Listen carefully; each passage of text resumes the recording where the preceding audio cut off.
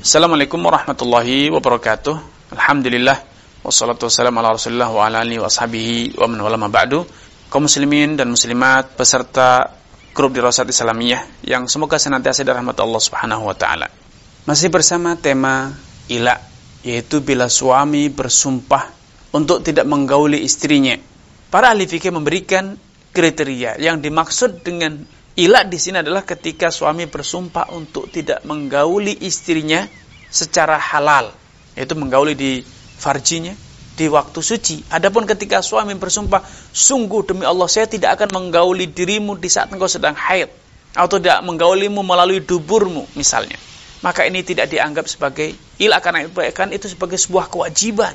Sehingga dengan adanya sumpah ini maka semakin menguatkan kewajiban tersebut. Selain itu adalah suatu ketetapan syariat yang tidak bisa dianulir, tidak bisa ditawar. Apapun alasannya, suami tidak boleh menggauli istri dalam kondisi haid, dalam kondisi nifas, atau melalui duburnya. Itu adalah haram secara mutlak. Apalagi bila ditambah dengan sumpah, maka semakin kuat. Sehingga itu tidak dianggap sebagai ila. Walaupun dia bersumpah, sungguh demi Allah, saya tidak akan menggaulimu di saat engkau sedang haid seumur hidupku. Maka ini tidak dianggap sebagai ila. Atau ketika suami bersumpah dan mengatakan, sungguh saya tidak akan menggaulimu di selain farji, saya tidak akan bersenang-senang dengan dirimu selain dengan berjima di farjimu, maka itu juga tidak dianggap sebagai ila. Kenapa?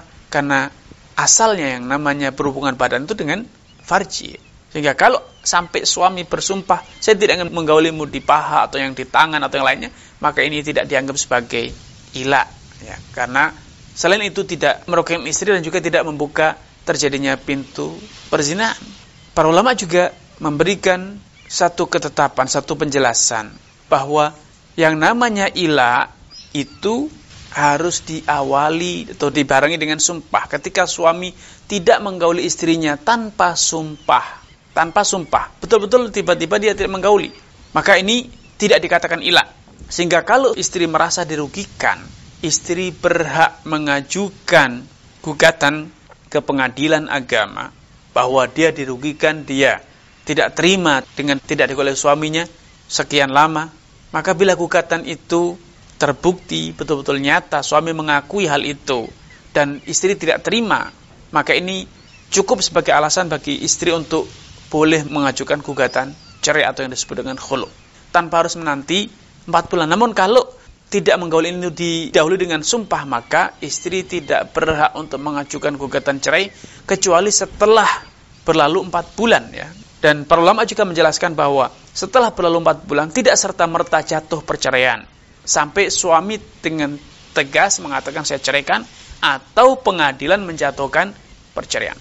Dengan demikian bila ternyata istrinya memaafkan, tidak apa-apa, saya tidak digauli juga tidak masalah, toh saya juga sudah tua, tidak bernafsu misalnya, maka ini tidak masalah ya. Istri memilih untuk bersabar, itu adalah hak istri. Tapi ketika istri tidak sabar, dia menuntut, maka setelah genap 4 bulan pengadilan akan memberikan opsi pilihan kepada suami, menggauli istrinya atau akan diceraikan oleh pengadilan.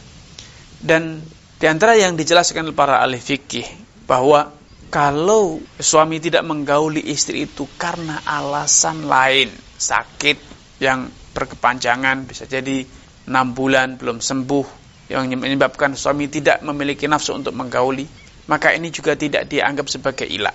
Tetapi bila istri merasa dirugikan, dia tidak sabar karena tidak mendapatkan hak sebagai seorang istri, tidak bisa melampiaskan nafsunya kepada suami, sehingga dia terancam akan terjatuh dalam zina, dia tidak bisa dipuaskan dengan cara lain selain berhubungan badan, maka ini juga cukup sebagai alasan bagi istri untuk mengajukan gugatan cerai dengan khulu, dengan ketetapan istri harus mengembalikan seluruh mas kawin kepada suami. Intinya, walaupun tidak dikatakan sebagai ila, tidak harus menunggu 4 bulan, tetapi hal ini karena hubungan perdata suami dan istri. Ketika istri dirugikan, merasa terancam, merasa tidak mendapatkan haknya, maka itu cukup sebagai alasan atau bisa dijadikan sebagai alasan bila istri akhirnya mengajukan gugatan cerai ataupun khulu. Adapun masalah suami punya alasan atau tidak ada alasan, itu adalah kaitannya apakah suami berdosa atau tidak kalau dia tidak menggauli istrinya. Kalau dia tidak menggauli itu tanpa alasan, maka dia berdosa karena tidak menunaikan hak istrinya. Karena para ulama juga telah menjelaskan bahwa hubungan badan itu hak suami istri, bukan hak suami saja.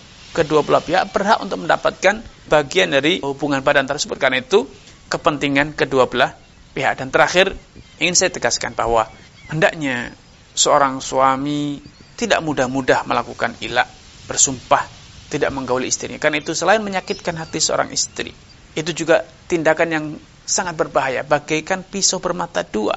Kalau dia tidak perhitungan matang-matang, bisa jadi menjadikan suami yang terjatuh dalam perbuatan zina, karena dia sebagai lelaki sehat butuh untuk melampiaskan nafsunya. Kalau ternyata dia takut melanggar sumpahnya, tetapi dia tidak punya saluran lain untuk melampiaskan nafsunya, maka ini bisa jadi berbalik pada diri sendiri, menjadikan dirinya terjatuh dalam perbuatan zina. Na'udzubillah. Karenanya saya katakan kepada kaum suami, jangan ceroboh, jangan gegabah untuk melakukan ilah, kecuali bila sudah diperhitungkan matang-matang dengan alasan yang benar, dengan alasan yang kuat, yaitu untuk memberikan teguran kuat kepada istri atas perbuatan istri yang tidak taat kepada Allah atau tidak taat pada suami dengan tanpa alasan yang dibenarkan.